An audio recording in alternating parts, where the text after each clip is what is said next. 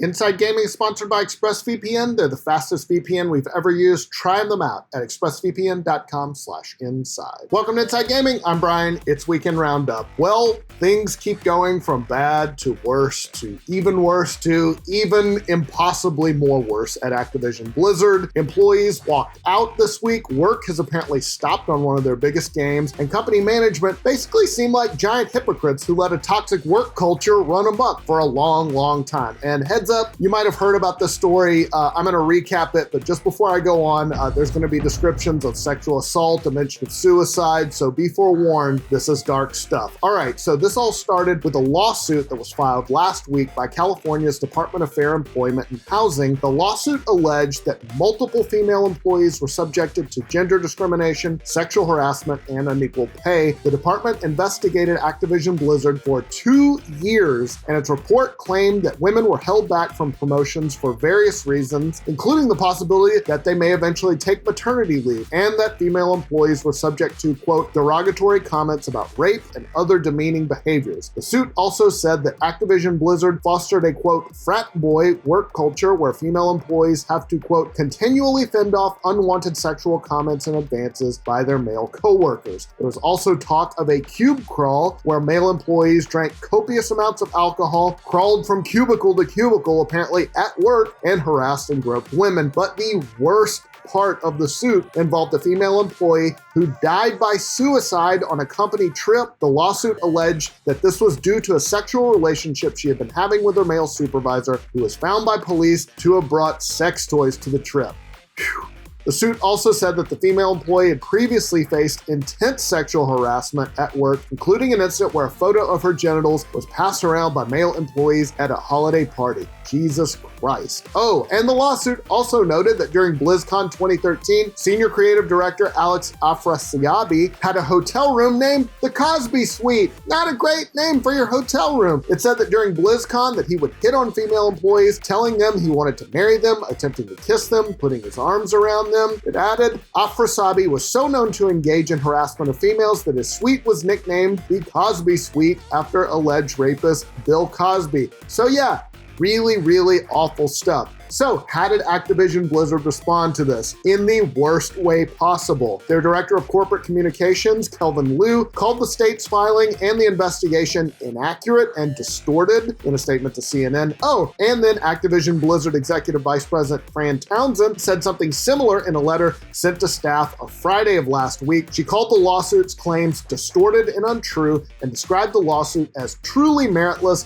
and irresponsible. Well, that really pissed off former and current Activision Blizzard employees, 2,600 of whom signed an open letter in support of the lawsuit. In the letter, employees wrote that they don't trust leadership to hold abusers accountable for their actions, and said that the official statements, quote, damaged our ongoing quest for equality inside and outside of our industry. It's pretty clear that Activision Blizzard's response to the lawsuit struck a nerve with lots of employees who felt like this kind of behavior has been tolerated in the industry for way too long. And then on Wednesday of this week, employees took things a step further and walked out. It was the second time in less than 2 years that Blizzard employees walked out. You might remember that in 2019, some walked off the job to protest the punishment of a Hearthstone player who had spoken in favor of protesters in Hong Kong. As for the current walkout, judging by a picture of the group on Wednesday, pretty sizable crowd that protested. They also included a number of demands. Those include ending forced arbitration clauses in all contracts, publicizing salary and promotion data for all employees, new hiring and promotion practices to increase representation across the company, and an audit of the executive staff. And staffers at other developers lent support too. An unknown amount of Bungie staffers walked off their jobs too on Wednesday in solidarity with Activision Blizzard workers. Senior producer at Bungie, Amber Alexander, tweeted that they did so, quote, to demand better working conditions and to protest Activision Blizzard's dismissive response to the sexual harassment and discrimination lawsuit. Ubisoft employees also lent their support to the Activision Blizzard staffers, writing their own letter decrying the, quote, heinous act and saying, it is time to stop being shocked. We must demand real steps be taken to prevent them. Those responsible must be held accountable for their actions. And you might remember, Ubisoft has definitely had its own sexual harassment scandals as well. The Ubisoft letter was signed by nearly 500 current and former Ubisoft employees. It proposes that Ubisoft, Activision Blizzard, and other top publishers and developers work together to create a set of rules and processes for handling reports of these offenses. Back to Activision Blizzard, as the scandal grew, we saw that various executives started to strike different tones from the initial official responses, which sort of everybody ended up hating. Blizzard President J. Allen Brack on Thursday of last week said that the lawsuit's allegations were, quote, extremely troubling, but as Kotaku pointed out, Brack was also named in the lawsuit for allegedly failing to sanction Afas Rabi for allegedly sexually harassing female co-workers. Activision President Rob Kostick said something similar, calling the behaviors described, quote, deeply disturbing. So all the executives now are singing a different song, but culture comes from the top of any company, and it sounds like a lot of people in charge are acting conveniently blind in hindsight. A clip from BlizzCon 2010 made the rounds recently where a fan asked a panel that included Brack and Afras Rabi if they could tone down the hypersexualization of female characters in World of Warcraft, and they were basically complete dicks to her. Former World of Warcraft lead designer Greg Street, who was also on that panel, apologized recently, saying, look, it was a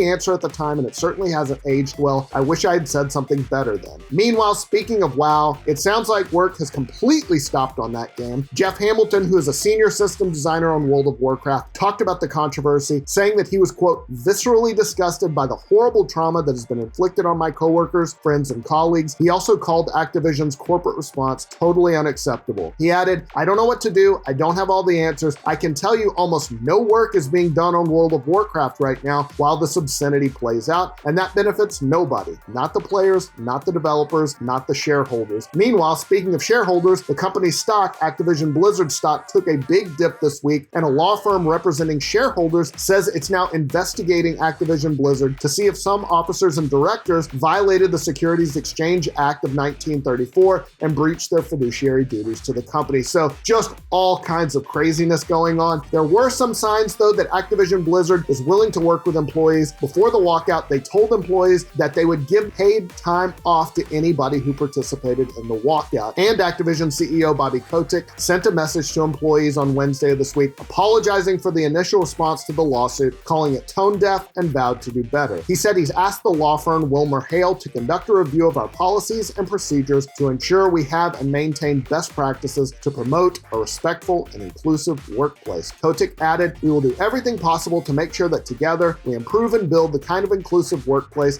that is essential to foster creativity and inspiration. Activision Blizzard employees who were involved in the walkout later said they were pleased that the tone of leadership has changed, but that they still haven't addressed their other concerns like ending forced arbitration, the need for greater pay transparency, and other things. So this is not over yet by a long shot. Kind of looks like it could be a watershed moment when it comes to employer-employee relations, not just at Activision, but for the larger games industry. We've seen stuff similar. Ubisoft, I mentioned, Riot went through this, but maybe a tipping point this time. We will see. All right, we'll get to the rest of the news in just a second, but first, guys, let's talk about what? About Honey. Guys, we all love a discount. But when it comes to online shopping, we don't always have that discount code nearby. That's where Honey has your back. Honey is the free online shopping tool that scours the internet for promo codes and turns them into free savings for you. Honey's free. Just add the Honey extension to your browser, and then when you're ready to check out, the Honey button drops down. It's like, hey, want me to try out some discount codes? And all you have to do is be like, hell yeah, Honey, do your thing. What could be simpler in this complicated world? I love Honey. I buy shoes. I buy school supplies online for kids. It helps all the time. It saves me money. It saved me like $5 the other day. It was great. I didn't have to do anything. If you don't already have Honey, you could be missing out on free savings. Honey installs in a few seconds. You'll be doing yourself a solid and supporting this show. Get Honey for free at joinhoney.com/inside. That's joinhoney.com/inside. Save money with Honey. And also, guys, HelloFresh, my favorite meal delivery service. Guys, you know, it's extra boring eating the same meal over and over again, especially during the pandemic. I've done it. We've all done it. But doing all the work of finding something new and getting the ingredients, it's a lot of hassle. Then you still got to cook it. Let HelloFresh simplify all that and still eat new, interesting stuff all the time. HelloFresh sends you fresh, pre-measured ingredients for delicious recipes right to your door so you can skip searching the seasoning aisle. Get right to making dinner. HelloFresh gives you tons of variety with more than 50 weekly recipes and all kinds of flavors, cuisines, and ingredients, so you'll always be trying something new. I got HelloFresh. Oh my God, I made burgers. They were super good. Made like kind of a stir fry thing, super good. And they give you the seasoning. You don't even have to like figure it out. It's like, oh, here's the seasoning. Put it in. It's delicious. They know what they're doing. It's HelloFresh. And HelloFresh is 28% cheaper than the grocery store, so you can have quality, healthy food, save money without even leaving the house. Go to HelloFresh.com/14Roundup and use code 14Roundup for up to 14 free meals plus free shipping. That's 14 free meals plus free shipping at HelloFresh.com/14Roundup and code 14Roundup.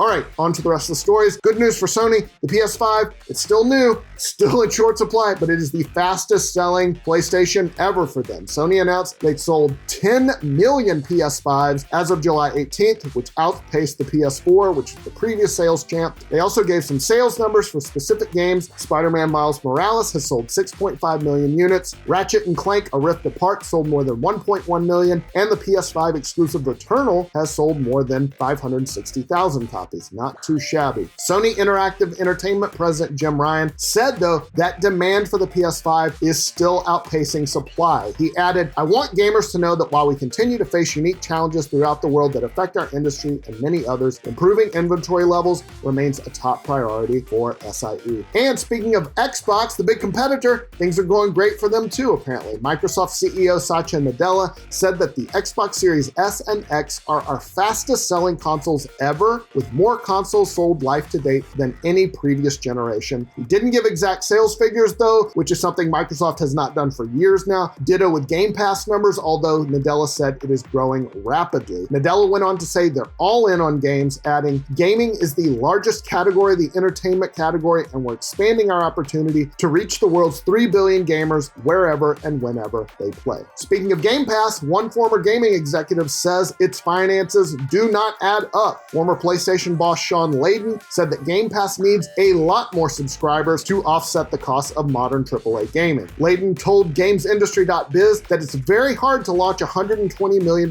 game on a subscription service charging $9.99 a month. He added, "You pencil it out, you're going to have 500 million subscribers before you start to recoup your investment." He described Game Pass as basically a loss leader to try and grow that base, but added, "If you only have 250 million consoles out there, you're not going to get to 500 million subscribers. So how do you circle that square? Nobody has figured that out yet." He's not taking PC into account either, or that Microsoft's really rich. Previously, Layden has said the number of people who own consoles is about the same as it was in the late 90s, talking about 240 to 260 million people, but the cost of making games continues to rise. It gets about 2 times more expensive each console generation, and Layden has definitely brought this up before. He said that the way forward is to diversify games so they attract new users outside of that core of 250 million people. Kojima Productions says it is very happy with the sales of Death Stranding, which the studio says has hit 5 million copies on PS4 and PC. Head of publishing Jay Bohr told GamesIndustry.biz that the game performed quite well, and they are optimistic about a director's cut of the game that's coming to the PS5 in September. There's going to be the usual visual and performance upgrades to take advantage of the PS5 hardware, but Bohr also said they're going to have new content too. He said, "We're introducing new missions and added storylines, more weapons, vehicles, and equipment. We've even added a racing mode and online leaderboards as well." So there you go. All right, time for a 5-second review.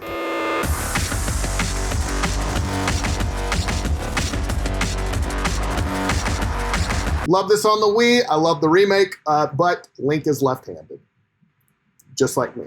He's a lefty. We did it. But that's my right.